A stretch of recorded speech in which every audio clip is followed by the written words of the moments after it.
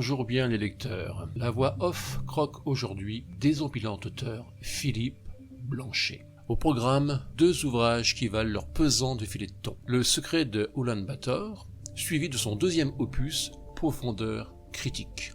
Tout d'abord, mettons en exergue le côté captivant, voire franchement additif de ces 2 bouquins.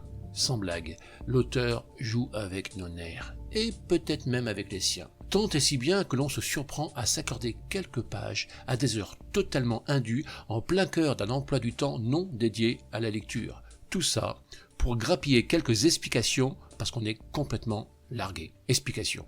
Voilà, c'est ça. Le mot est lâché, explication. Le premier opus laisse place à quelques questionnements. Avide de révélation, le lecteur se jette dans l'opus numéro 2, animé par cette volonté farouche de comprendre.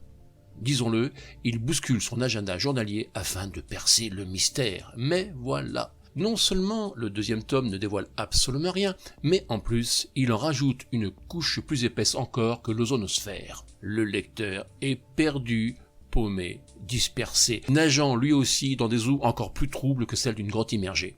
Voici l'alternative. Soit dans ma hâte de lire, j'ai laissé passer moult détails élucidants, ce qui m'a rendu aussi clairvoyant qu'un poisson cavernicole, soit l'auteur planche déjà sur un tome 3 qui éclairera peut-être de ses lumières l'obscurité des 2 premiers. Mais il existe une autre hypothèse qui n'est pas sans rappeler ces magnifiques films que l'on a adorés sans vraiment les comprendre. Je citerai Shutter Island, Inception, Interstellar, Premier Contact, Mulholland Drive ou encore des séries comme l'étonnante Lost dans laquelle même les réalisateurs et les comédiens se sont totalement paumés. Bon, parfois il convient de ne pas bouder son plaisir en cherchant à comprendre. Non, le monde est plein de mystères et il serait bien moins marrant et moins passionnant si ça n'était pas le cas. Non mais sérieux, hein.